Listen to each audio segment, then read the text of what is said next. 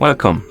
In front of me I have Polar Vantage M3 and I'm gonna show you how to unpair this watch from the iPhone.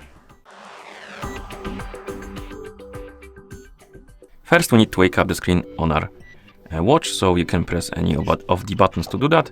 Once you wake up the screen, press the back button to open the menu. Then scroll through the menu, look for the settings icon, and once you find it, tap on it. In settings, select the general settings option, and here you should see option called Paired and Sync. Tap on it, then scroll down, and at the bottom you should see Paired Devices. Tap on it,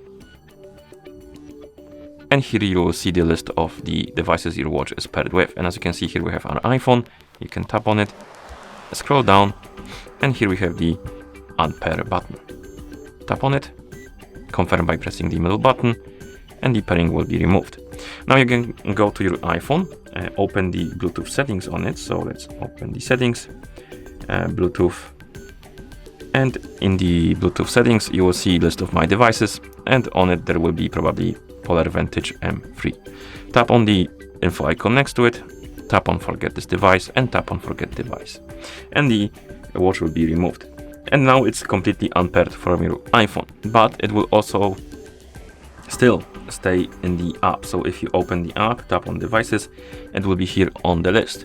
And what you need to do is to log in into in the browser, open the polarflow.com, I believe it is, log in, go to account, products, and there you can remove the watch from the product list, and once you remove it, it will disappear from the application.